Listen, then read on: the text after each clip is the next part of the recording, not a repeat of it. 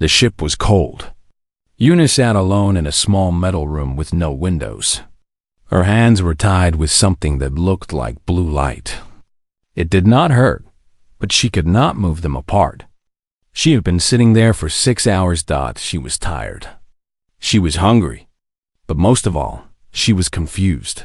3 days ago, she was the proudest woman on Earth. She was an astrophysicist, a scientist who studied stars. She was chosen to be part of the first human mission to leave the solar system. The ship was called the Dawn. There were 12 people on board. Una was the youngest at 28 years old. They found something amazing. A signal. A real signal from intelligent life. The whole crew celebrated. They followed the signal. They thought they would make history. They did make history. Just not the kind they wanted. The aliens came fast. Ships appeared from nowhere. Big ships. Ships so large that the Dawn looked like a toy next to them. The crew tried to talk. They tried to run. Nothing worked. In less than 1 hour, the Dawn was captured. The crew was taken. Una never saw the others again. Now she sat in this cold room waiting. She did not know what these aliens wanted. She did not know if she would live or die. She only knew that she was very far from home. The door opened. 2 creatures walked in. They were tall, maybe 7 feet, and their skin looked like glass. She could see light moving inside their bodies, like their blood was made of electricity. Their faces were smooth with large silver eyes.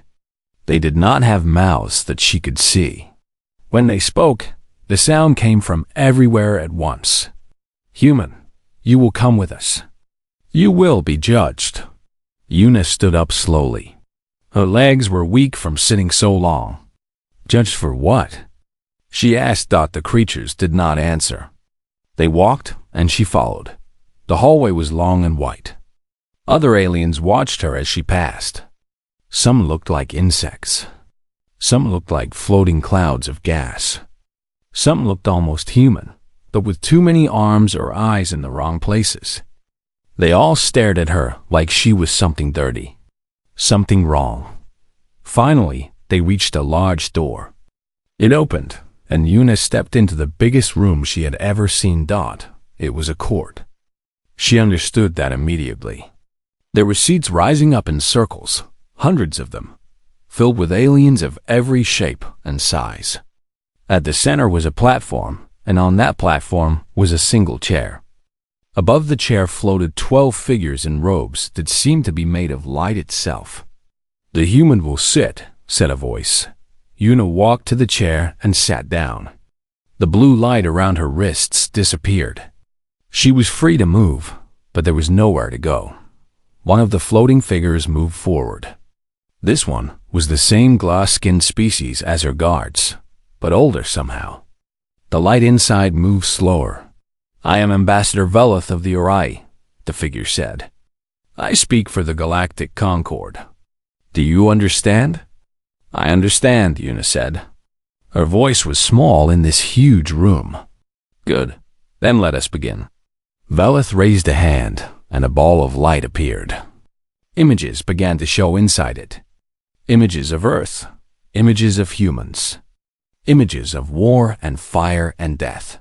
The species known as human comes from an unregistered world in a forgotten corner of the galaxy. They have developed space travel. They have sent signals into the void. They have now sent a ship beyond their system. Velith paused. The room was silent. "This is a violation of Concord law. No species may enter galactic space without permission. No species may spread without approval." The humans did not ask. They did not wait. They simply came. Una wanted to speak, but she stayed quiet. She needed to understand what was happening first. "We have studied your species," Velith continued. "We have watched your world for 100 of your years. We have seen your wars. We have seen your weapons. We have seen how you treat your own kind." The images changed. Now they showed bombs falling, cities burning, people screaming. You are violent. You are unstable. You are a danger to all civilized life. The aliens in the seats began to make sounds.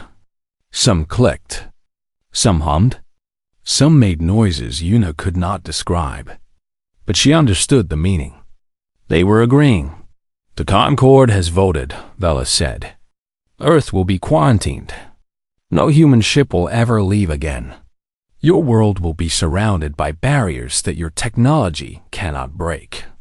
You will stay on your planet until you destroy yourselves, as all violent species eventually do.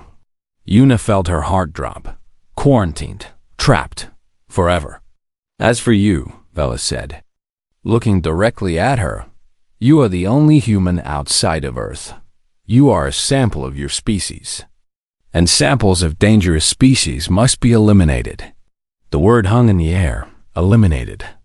They were going to kill her. Una expected to feel fear. Instead, she felt something else. Something strange. She felt like Laughing Dot, and so she did. The sound echoed through the chamber. Every alien stopped moving. They stared at her, confused. Ambassador Veleth's silver eyes narrowed. You find death amusing, human? Una shook her head, still smiling. No, I find you amusing. You think you understand us. You think you know what we are. But you have no idea. Veleth was silent for a moment. Then the ambassador said, under galactic law, a condemned being may speak in their own defense. You have 1 hour. Una stood up from the chair. She looked around at the hundreds of aliens watching her. These creatures who thought they knew everything. These rulers of the galaxy who had decided her fate in minutes. 1 hour, she said. That is more than enough. She took a deep breath. The air tasted strange here, thin and weak. But she had breathed worse. She had survived worse. She was human, after all, and now she would show them what that meant. Una stood in the center of the great chamber. Every eye, every sensor, every alien mind was focused on her. She could feel their judgment. They had already decided she was nothing. A primitive creature from a forgotten world. A mistake that needed to be corrected. She was going to change their minds. May I use your display system? She asked, pointing at the floating ball of light that Veleth had used. The ambassador made a gesture, and a small device floated down to Una. She caught it easily. It felt warm in her hand. Think of what you want to show, Veleth said. The system will respond. Una closed her eyes. She thought of Earth, the blue marble floating in space. Her home. The ball of light changed. Now it showed Earth spinning slowly. The aliens looked at it with little interest. It was just a planet. There were billions of planets. This is Earth, Una said. My home. I know it does not look special to you. It is small. It is far from the center of the galaxy. You probably think it is not important. She paused. You are wrong. With a thought, she changed the display. Now it showed numbers, data, scientific measurements. Let me tell you about my world. Earth has a gravity of 9.8 meters per second squared. She waited. For a moment, nothing happened. Then one of the alien delegates stood up. It was a creature that looked like a tall bird with 4 wings. That cannot be correct, the bird creature said. Check the data. The human has made an error. I made no error, Una said calmly. More aliens began to talk. The sounds filled the chamber like a storm. Veleth raised a hand for silence. Explain your concern, the ambassador said to the bird creature. The gravity she describes is impossible for life, the bird said. Our worlds have gravity between 2 and 4.5. Anything above 5 is classified as a crushing field. Nothing complex can evolve there. This human claims her world has gravity of nearly 10. She must be lying. Una smiled. I'm not lying. Check your own records. You said you studied Earth for 100 years. Velith waved a hand. Another alien, a small creature with many arms, began pressing buttons on a machine. After a moment, it looked up with fear in its many eyes. "The human speaks truth," it said. "Earth gravity is 9.8. Our probes confirmed this 60 of their years ago. We assumed the life forms must wear mechanical supports, exoskeletons, enhancement suits. I am wearing no suit," Una said. She held out her arms. "This is just my body. This is how all humans are." The chamber erupted again. Medical drones flew down from somewhere and began scanning Una. They flew around her, blinking and beeping. After a minute, they flew to Velith and projected their findings. "No mechanical enhancement detected," Velith read slowly. "Natural bone density 4 times Concord average. Muscle fiber strength exceeds military specifications. The subject is entirely biological." Una watched the ambassador's face. For the first time, she saw something that was not contempt. She saw confusion. Maybe even a little fear. "Your bodies," Velith said carefully, "evolved under that gravity?" "Yes, for millions of years. We walk, we run, we jump. Some of our athletes can move at 40 kilometers per hour on foot. Some can lift 3 times their own body weight above their heads." The aliens stared at her like she had just said something impossible. Because to them, it was. "But that is not all," Una continued. "Let me tell you about our air." She changed the display again. Now it showed the composition of Earth's atmosphere. Earth's air is 21% oxygen. This time, the reaction was immediate. Several aliens screamed. Others ran for the exits. One creature that looked like a floating jellyfish actually burst into flames and had to be extinguished by emergency systems. "Oxygen!" cried one delegate. "She breathes oxygen. We use oxygen as rocket fuel." Another shouted. "It is explosive. It is poison." Velith stood frozen, staring at the data. The ambassador's glass-like body flickered with unstable light. "You breathe. Oxidizer," Velith whispered. "Every breath. Every moment. You inhale what we use to burn things." Una took a deep breath, making sure everyone could see. "Yes, and when we cannot get enough oxygen, we start to die. Our bodies need it. We burn fuel inside ourselves, constantly. Our blood carries it to every part of us. We are, in a way, always on fire inside." She looked around the chamber. Half the seats were empty now. Aliens had fled in terror. The ones who remained looked at her like she was a monster. "I see you are frightened," Una said. "Good. Now you are beginning to understand." Far from the chamber, in a small observation room, a figure watched through a screen. His name was Taiwan, and he was not quite like the other aliens. He was a scientist who had been exiled for asking too many questions. For years, he had studied the forbidden data about dangerous worlds. Death worlds, they were called. Planets so hostile that life should not exist there. He had always thought they were legends. Stories to scare children. Now he watched this small human woman stand in front of the most powerful beings in the galaxy, and he realized the legends were true. "She is not afraid," he whispered to himself. Why is she not afraid?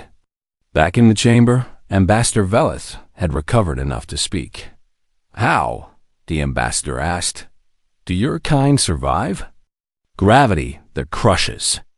Air that burns. How are you not dead?" Una thought about the question. She thought about her father, who worked in construction for 40 years and never complained about his aching back. She thought about her mother, who ran a small restaurant and stood on her feet for 16 hours a day. She thought about all the humans who just kept going, no matter what. "We adapt," she said simply. "We endure. We were born in a world that wants to kill us. So we became very, very hard to kill. She looked directly at Velith. You call this primitive. You call this dangerous. But you have not heard the full story yet. You know our gravity. You know our air. But you do not know what lives on our world. You do not know what we share our planet with. She smiled, and for the first time, Velith stepped backward. Let me tell you about our wildlife. The chamber was quieter now. Many aliens had run away after learning about Earth's gravity and oxygen. The ones who stayed were either brave or too curious to leave. Yuna looked at their faces. She saw fear there, but also fascination. They wanted to know more, even if the truth terrified them. Good. She would give them truth. On Earth, she began, we are not alone. We share our world with millions of other species, plants, animals, insects, things that swim, things that fly, things that crawl in the dark. And many of them can kill us. She changed the display. A tiger appeared, walking through tall grass. It was a beautiful creature, orange and black, muscles moving under its fur like water. This is called a tiger. It weighs up to 300 kilograms. It can run at 60 kilometers per hour. Its teeth can bite through bone. Its claws can tear flesh like paper. The aliens watched the tiger with wide eyes. One small delegate fainted and had to be carried away. We do not have weapons like that, said a delegate who looked like a walking tree. How do you defend against such a monster? Sometimes we cannot, Yuna said. Sometimes the tiger wins. But usually, we are smarter. We build walls. We create tools. We work together. One human cannot kill a tiger easily. But humans are rarely alone. She changed the image again. Now it showed a great white shark swimming through dark water. This lives in our oceans. It has been hunting for 400 million years. It is older than trees. It can smell blood from kilometers away. More aliens left the chamber. Yuna continued. This is a snake called a king cobra. Its venom can kill 20 humans with a single bite. The image showed a cobra rising up, its hoods spread wide. This is a spider called a black widow. It is smaller than my thumb, but its bite brings terrible pain. This is a mosquito. It is tiny, but it spreads diseases that have killed more humans than all our wars combined. Ambassador Velith raised a hand. Stop, please. This is too much. I have not even started, Yuna said. I have not told you about the bacteria. Bacteria? Velith asked. Tiny living things. So small you cannot see them without special tools. They live everywhere on Earth. In the water. In the soil. In our food. Inside our bodies. Yuna pointed at herself. Right now, inside me, there are trillions of bacteria. Some help me digest food. Some could kill me if they got to the wrong place. We live with these invisible creatures every moment of our lives. The chamber was almost empty now. Only the 12 high ambassadors and a few brave delegates remained. Even Velith looked pale, the light inside the ambassador's body flickering weakly. Your immune system, Velith said slowly. We saw it in the medical scan but did not understand. Now I think I do. It is a weapon. Yes, Yuna said. Our bodies fight a war every day. Billions of invaders try to kill us. Viruses, bacteria, parasites. Our immune system destroys most of them before we even notice. When we get sick, it means the invaders won a battle. But we usually win the war. She changed the display one more time. Now it showed Earth from space, but with weather patterns visible. Hurricanes spinning over oceans. Lightning striking mountains. Snow covering entire continents. And then there is our planet itself. The images shifted. A volcano erupting. sending fire into the sky. An earthquake splitting the ground open. A tsunami rising over a city. A tornado tearing through buildings like they were made of paper. Our world tries to kill us too. The ground shakes and buildings fall. Mountains explode with liquid rock. Water rises and destroys everything near the shore. Wind spins so fast it picks up houses. Ice covers everything and freezes us. Heat burns us and dries out the land. Yuna paused. Her voice became softer now, more personal. 6 years ago, there was an earthquake in my country, in a city called Sako. I had a sister named Minji. She was 22 years old. She was kind and smart and she wanted to be a teacher. The earthquake took her from me. The chamber was completely silent. Yuna felt tears in her eyes, but she did not cry. She had cried enough. I miss her every day. But her death did not stop us. The people of Sako did not run away. They did not give up. They buried their dead. They mourned. And then they rebuilt. 2 years later, the city was standing again. New buildings. New schools. New hope. She looked at the ambassadors. That is what humans do. We get knocked down and we get back up. We lose people we love and we keep going. Not because we do not feel pain. We feel it deeply. But we refuse to let the pain win. A young delegate, one of the glass-skinned Ori like Velith, stepped forward. This one was smaller, younger, with light that moved quickly inside. How? The young one asked. How can you live like this? Surrounded by death at all times? How are you not broken? Yuna smiled gently. We are broken sometimes. We fall apart. We cry. We scream. We feel like giving up. She paused. But then we remember that we are not alone. We have each other. Humans take care of humans. When one of us is weak, others carry the weight. When disaster strikes, we run toward it, not away from it. We pull strangers from burning buildings. We share food with people we have never met. We hold hands in the darkness. She straightened her back and looked around at the empty seats. You asked how we survive. The answer is simple. We survive because we are too stubborn to die. We survive because we love each other too much to stop fighting. We survive because giving up is not in our nature. The young Ori delegate stared at her with something that looked like wonder. Vela spoke, the ambassador's voice quieter than before. We have studied many species, thousands of civilizations across the galaxy. None of them have described anything like what you describe. Your world sounds like... Velith stopped, unable to finish the sentence. Like what? Yuna asked. Like a punishment, Velith whispered. Like a place where souls are sent to suffer. Yuna nodded slowly. I think I understand what you mean. In fact, I think many species in your Concord might have another name for a place like Earth. She looked at the ambassador with steady eyes. I would like to show you something. Some old records. I believe you might find them very interesting. Velith hesitated, then nodded. Why Yuna had their attention now. Complete attention.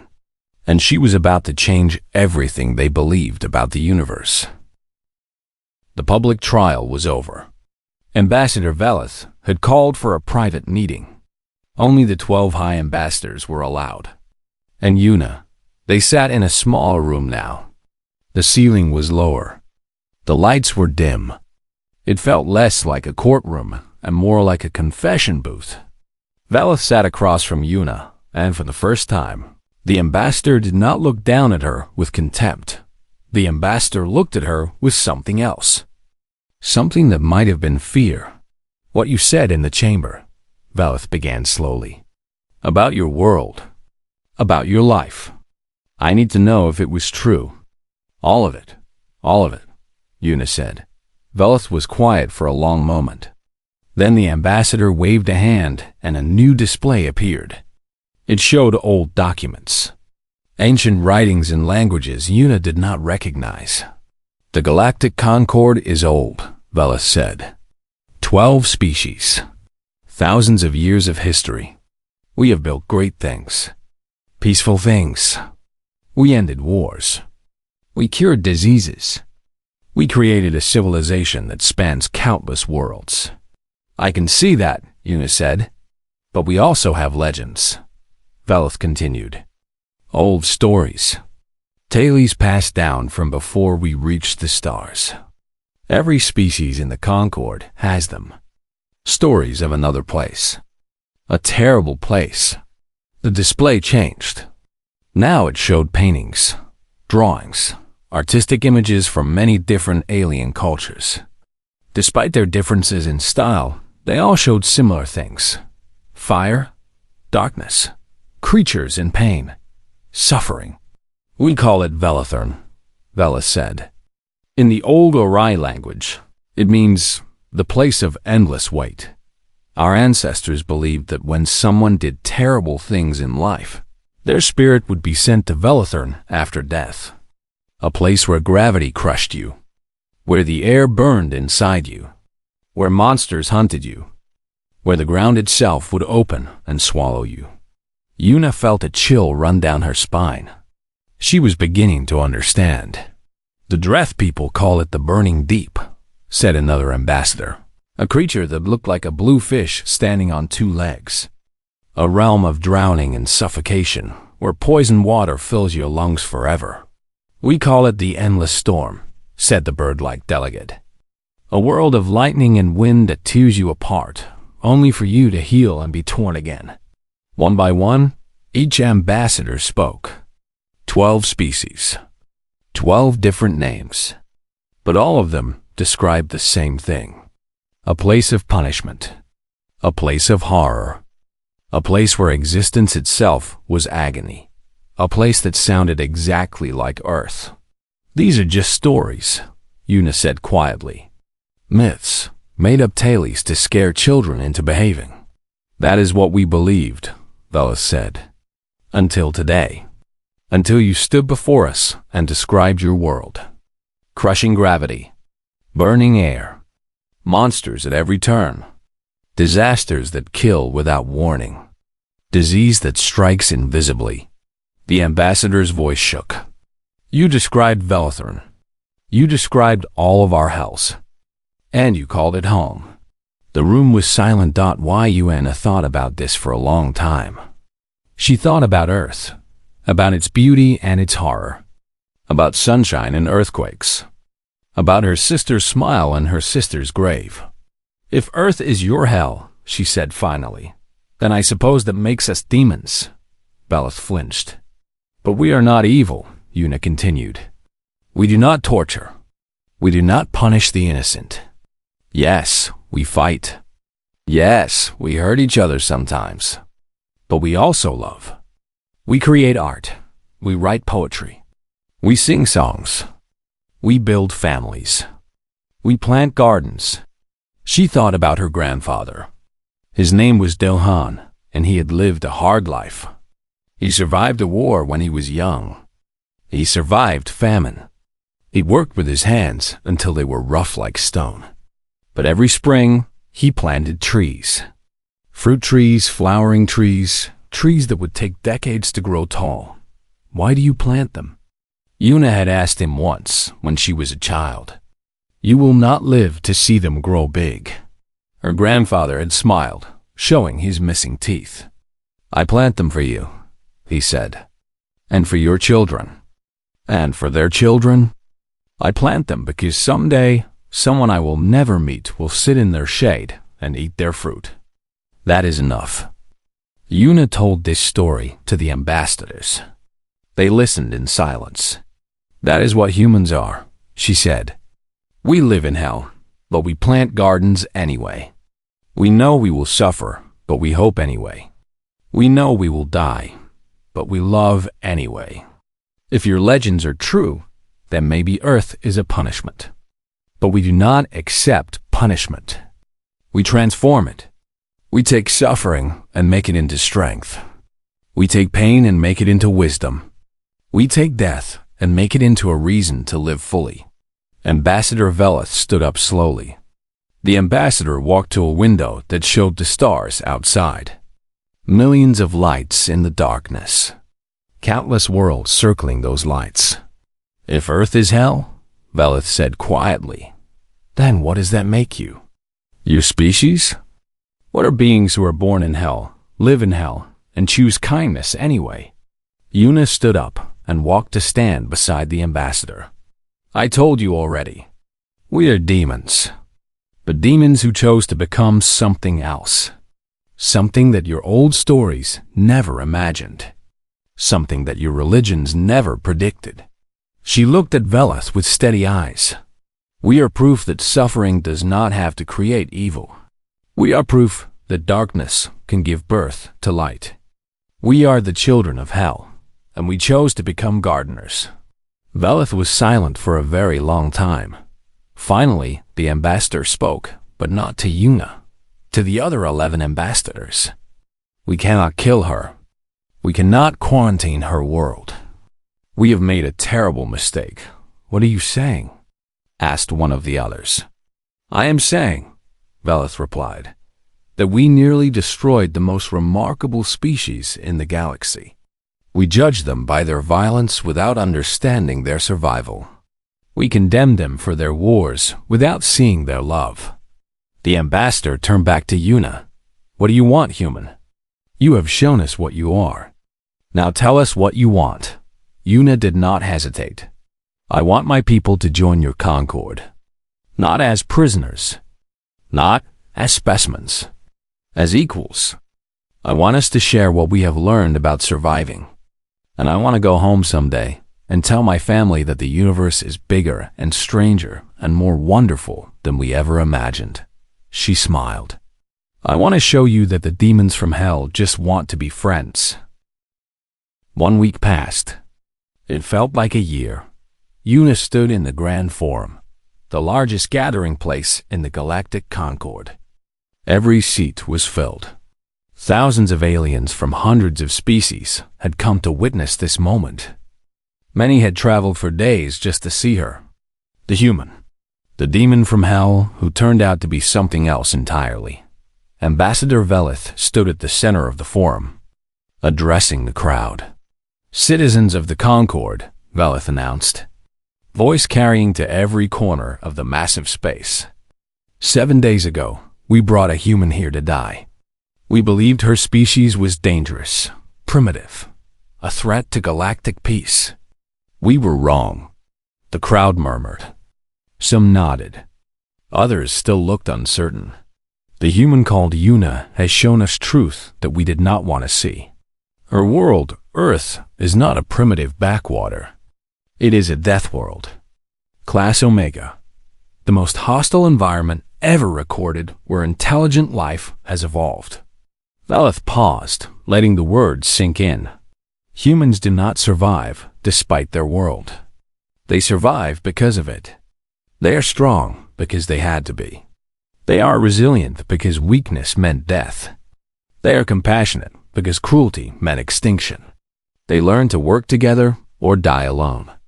The ambassador turned to look at Yuna. Today, the Galactic Concord rescinds its death sentence. Today, we remove the quarantine order on Earth. And today, for the first time in 4,000 years, we formally request contact with a new species rather than demanding it. Yuna stepped forward. Her heart was beating fast, but her hands were steady. She had faced worse than this. She had faced tigers and tsunamis and the loss of everyone she loved. A crowd of curious aliens was nothing. I accept your request, she said. On behalf of Earth, I accept. The forum exploded with sound. Clicks and hums and whistles and noises that Yuna could not name. Some were cheering. Some were protesting. But most were simply amazed. After the ceremony, Yuna was given a new title, Ambassador, First Voice of Earth. She would stay in Concord space and speak for her people until more humans could join her. It might take years for messages to reach Earth, More years for ships to travel. But the connection was made. The door was open. Una was given quarters on a diplomatic vessel. It was nicer than the cold cell where she had started. She had a window that showed the stars, a bed that was soft, and food that was strange, but edible. She was free. On her third night in the new quarters, there was a knock at her door. She opened it to find a young RI standing there. It was the same young delegate who had spoken up during her testimony, the one who had asked how humans could live surrounded by death and not be broken. "May I come in?" the young one asked. "Of course," Una said. They sat by the window together, looking out at the stars. The young RI's light moved nervously inside the crystal skin. "I have been thinking," the young one said, "about what you told us, about how humans survive, about how you care for each other. I have never heard of anything like it." Una nodded. "What is your name?" "In your language, it would be difficult, but I heard a word you used when you talked about your world, a word for the sky, Sora. I think I would like that as my name when I speak to humans."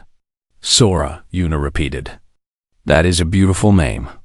Sora's light flickered brighter for a moment. Was that a smile? Una was still learning to read alien expressions. "I want to understand humans better," Sora said. "I want to learn how you think, how you feel, how you turn the hell into a home." Una thought for a moment. Then she stood up and walked to a small bag in the corner of her room. Inside were a few personal items that the Concorde had returned to her from the Dawn. She pulled out a small container and brought it back to Sora. "Do you know what this is?" she asked. Sora examined the container. "I do not.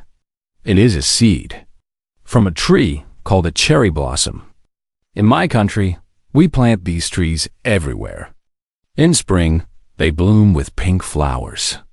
For a few weeks, the world looks like a dream. And then the flowers fall like snow, and the trees are green again."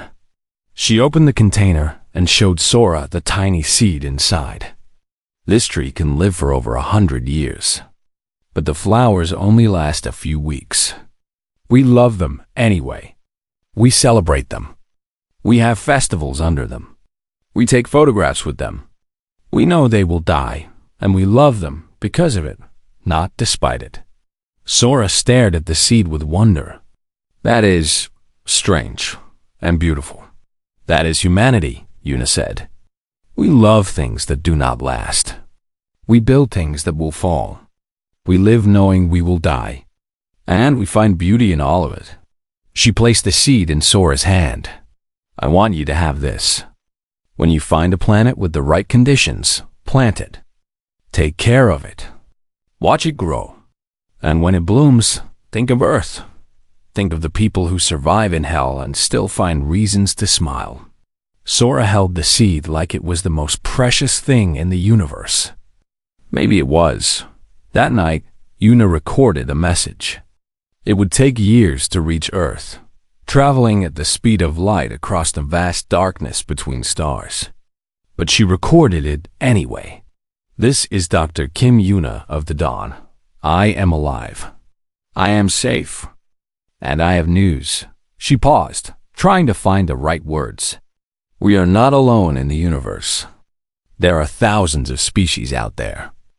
They have built a civilization that spans the galaxy. And for a long time, they were afraid of us. They thought we were monsters. They thought our world was too dangerous to produce anything good." She smiled at the camera. "They were wrong. They have seen what we are.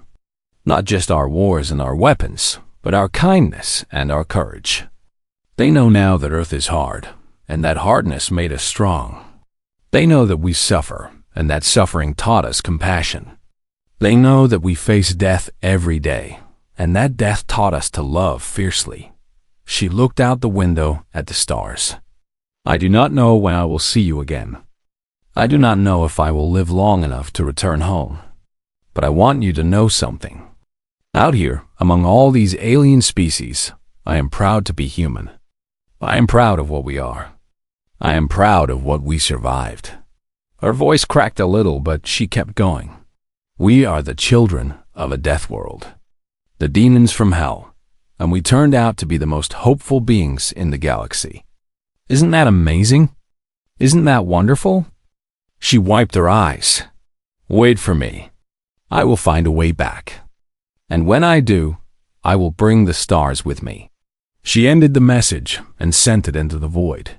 Then she sat by the window with Sora, the young alien who had taken an Earth name, and she taught the crystal, being an old Korean folk song. The melody was simple. The words were about mountains and rivers and a love that lasts beyond death.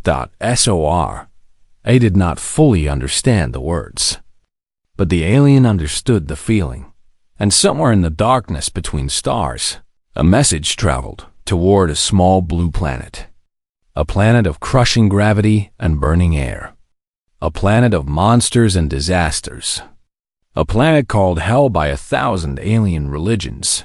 A planet called home by 8 billion stubborn, beautiful, impossible people. The people of Earth did not know yet what was coming. They did not know that their daughter had spoken for them among the stars. They did not know that they had been judged and feared, and finally respected. But someday they would know, and when that day came, they would look up at the night sky, and they would finally understand that they had never been alone.